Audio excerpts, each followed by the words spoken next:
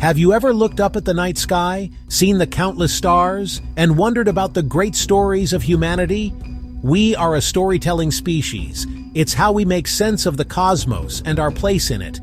For thousands of years, some of our most powerful stories have come from a single book, the Bible. These tales have shaped civilizations. They have inspired art. They have guided billions of people. They tell of great floods. They tell of parted seas. They tell of miracles that defy our everyday experience. But this raises a profound question, one that echoes through the halls of science and history.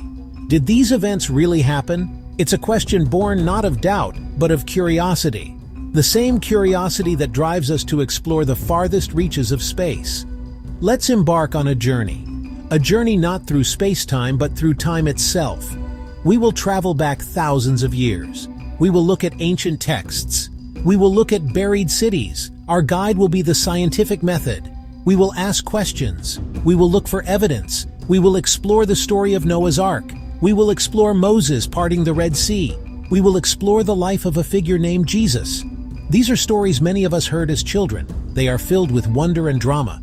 But what happens when we place these ancient narratives under the lens of modern archaeology, geology, history? Are they simply myths or echoes of real events passed down through generations? This exploration is not about proving or disproving faith. Faith is a personal journey, a realm of belief that science does not seek to conquer. Instead, our mission is one of discovery. We want to understand the world of the Bible, Mesopotamia, Egypt, and the historical truths woven into these sacred texts. By asking these questions, we honor our innate human desire to know. The story of Noah's Ark is one of the most famous in the world. You probably know it well. The Bible tells us that humanity had become wicked. So, God decided to start over. A great flood would wash the world clean. But one righteous man, Noah, was chosen to be saved. He was instructed to build a colossal wooden boat, an ark. He was to gather his family, 2 of every kind of animal, a male and a female, and bring them aboard. Then the rains came for 40 days and 40 nights. Water poured from the heavens and welled up from the deep until the highest mountains were covered. The ark, a lone vessel of life, floated on the endless sea. According to the book of Genesis, this was a global event, a cataclysm that reshaped the entire planet. After 150 days, the waters began to recede. The ark came to rest on the mountains of Ararat. Noah sent out a raven and then a dove. When the dove returned with an olive leaf, he knew dry land had reappeared. He, his family, and all the animals disembarked to repopulate the earth.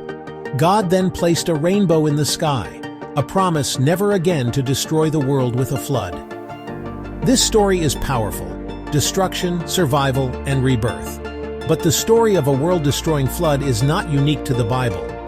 It appears in cultures across the globe, especially in ancient Mesopotamia.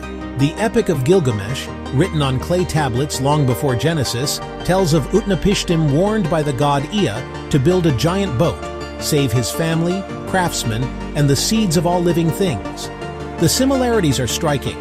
A massive boat, a devastating storm resting on a mountain, and birds sent out, a dove, a swallow, and a raven, followed by a sacrifice. This older tradition suggests the Noah narrative is part of a long flood myth heritage rooted in the Near East. So, did a global flood actually happen? This is where we turn to another kind of evidence: the Earth itself. Geologists read stories in rocks, ice cores, and fossils. A worldwide flood would leave a uniform layer deposited across continents at the same time. From the plains of Africa to the mountains of Tibet, scientists don't find that evidence. Instead, the rocks tell of a very old Earth shaped by slow processes over billions of years, and many local and regional floods at different times.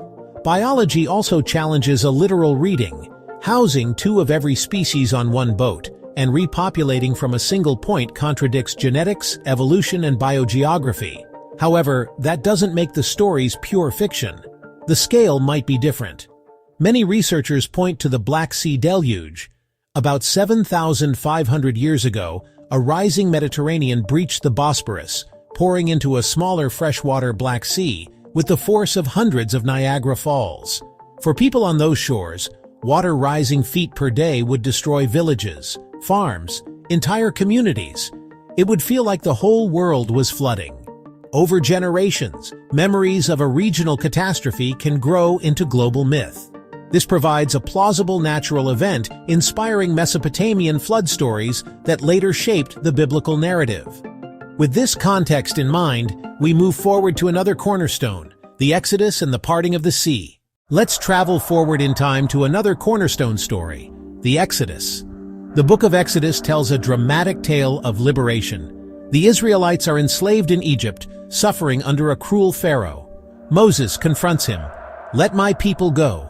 Pharaoh refuses. God sends 10 devastating plagues, rivers of blood, swarms of frogs, boils, hail, and the death of the firstborn. A broken Pharaoh relents. The Israelites flee.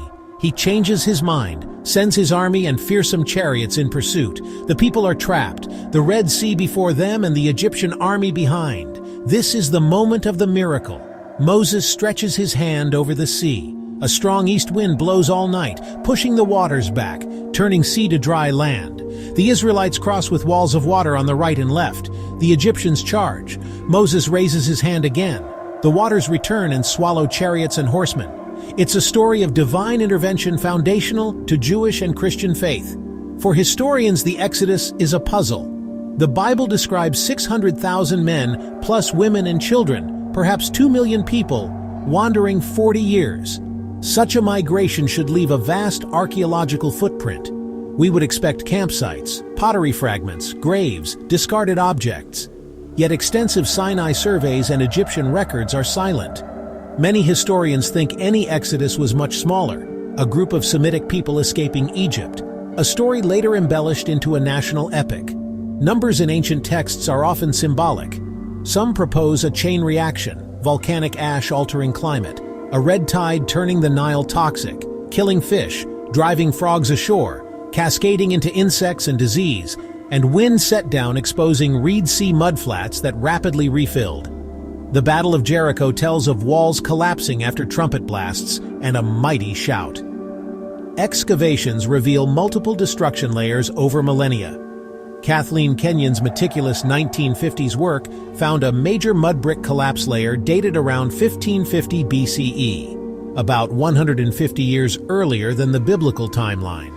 At the supposed conquest time, Jericho appears a small settlement with little evidence of substantial walls. Debate continues, but consensus holds the biblical account doesn't line up with the archaeological record. Yet the world around these stories is robustly historical. Pharaohs, chariots, granaries, laborers, names and customs described in the Bible align with what we find in Egypt. Pi-Ramesses has been excavated, a grand new kingdom capital built by Ramesses II, placing the Exodus setting in a real time and place. Across Israel, archaeology uncovers impressive city gates and administrative buildings. Hazor, Megiddo, Gezer, sharing nearly identical six-chambered designs, suggesting centralized royal building. In 1993, the Tel Dan Stele surfaced, the first extra-biblical reference to the House of David. Clay seals and signet rings with names from Jeremiah's world ground later biblical narratives in tangible history. Archaeology may not prove miracles, but it confirms the historical stage. Real places, real politics, and sometimes real people. So how should we view the Bible? Is it a book of faith? Or is it a book of history?